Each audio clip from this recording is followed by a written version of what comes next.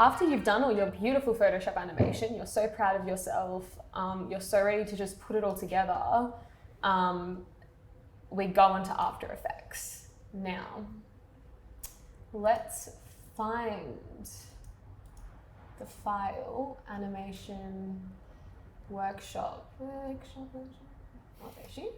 Okay.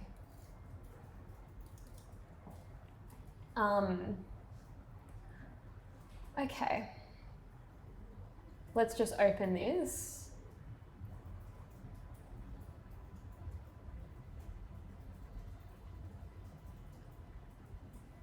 Uh-oh. What's missing?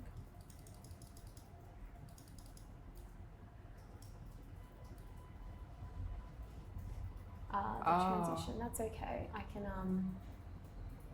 I think I can find it. Oh, because it's just a different file Yeah. path, hey?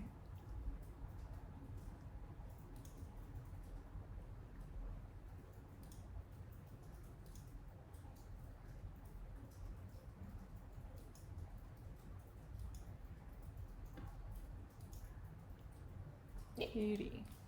Okay. All right, so now that your After Effects file is open, I should also say Photoshop to export your movie. We'll just quickly go, you go File, Export, Render Video. Now a good, I don't know if it automatically goes to this, but we always export, if you want really high, yeah, no, we do H.264. Yeah, I think. We do H.264, high quality,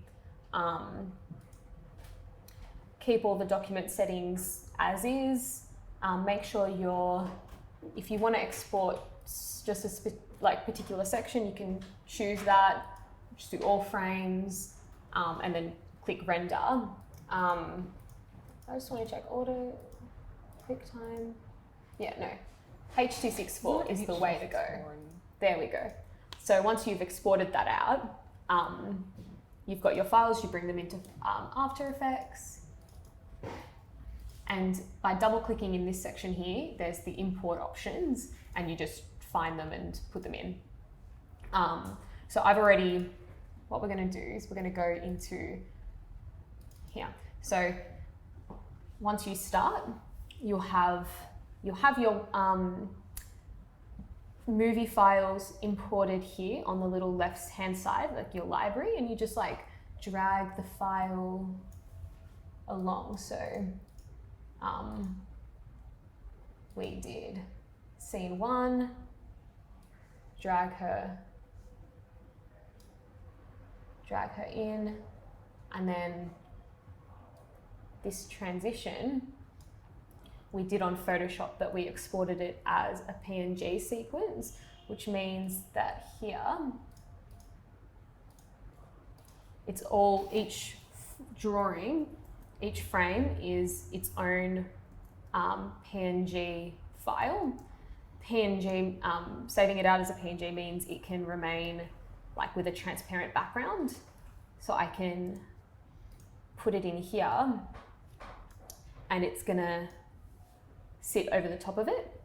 So it doesn't need like a solid background. It means that's like how we do our transition between the two drawings that we did.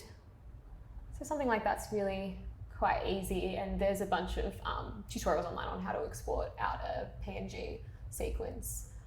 Okay, so I had put her into After Effects. This one here, and I made sure I go into my transform. I put an anchor point here at the start,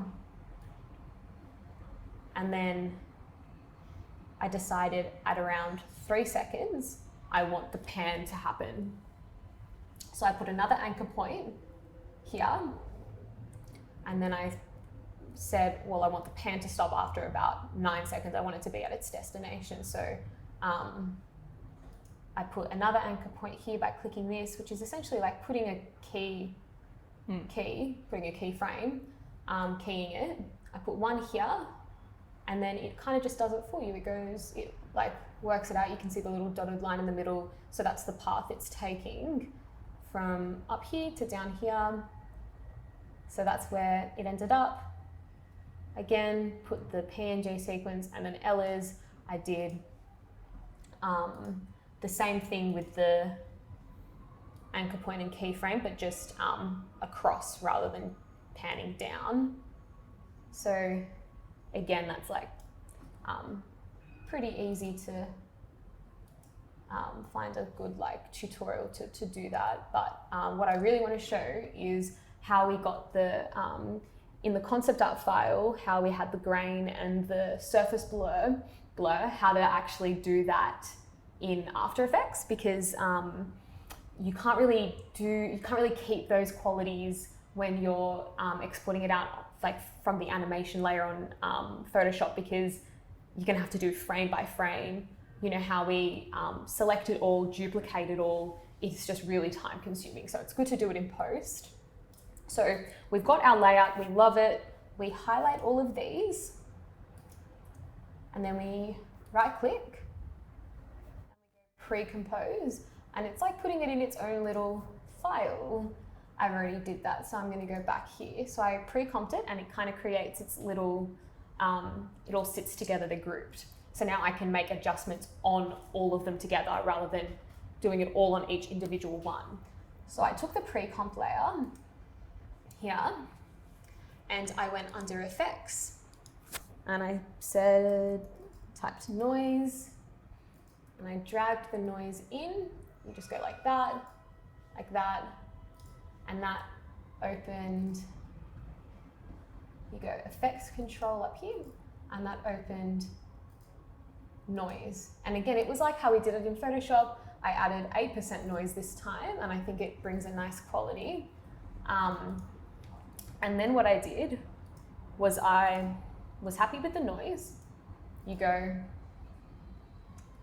edit, duplicate, or Command D, and it'll literally just copy that. It's like duplicating a layer. So now I've got the pre-comp twice. They're just the same file, but this is the one that you want to add the blur on. So I used bilateral blur. You just, again, drag it on, and it does, it kind of mimics what surface blur does on Photoshop. So again, I just like played around with the remote at 80-65, but if I show you like 180.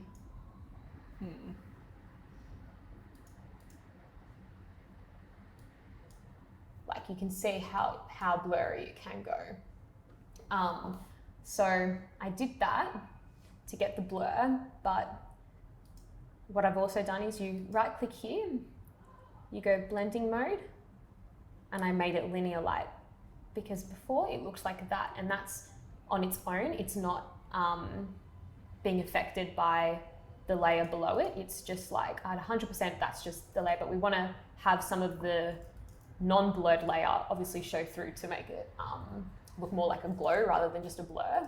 So again, right click, blending mode, and I did linear light. And then I think I also lowered the opacity. Yeah, because again, 100% is so intense, but like a nice, almost looks like a VHS glow. Like at a nice 38%. And that's, again, like how it ties the animation together. Oh, it's still set on like extreme blur. Let me just bring that down to a normal level. It was like around about like that. Yeah. And it just, again, it's all about tying it in. It's tying all the things together that you do. You work so hard on the animation, you want it to like, all those final touches really like adds a nice, it's like wrapping the present up, you know? Like Cherry on top. Yeah, cherry on top. So who doesn't love a good noise and blur situation? But yeah, that's how I went through and did that on After Effects. And again, it's just like trying to kind of bring those elements of the concept art that I really liked what I did on Photoshop into After Effects. And a lot of the filters and like what they called in Photoshop are called the same in After Effects. So noise was just noise, blur is essentially just like blur. But just finding what filters, what effects you like, what you would say could like define a style and everything for you, and just going absolutely ham, just going off. Anyway, that's it for the After Effects. Yeah, I don't think there's anything else. Yeah, obviously, like I would really recommend going through our Photoshop files and like even the animation that we've done. If you like want to animate like on top of that, or even go through like the tadpole and like erase certain part, like just play around with it, and because it is all about like putting it into practice. And like we said, the easy movements like the circle moving through space. I'd even say like an eye blinking is another easy one. The hand's a bit hard, but like the boot in the first frame was kind of easy. Small things like that, and of course the boils. I reckon you'd be good to go. And I'm sure you've all produced beautiful work. I'm so excited to see it all, and thank you for listening. Happy animating.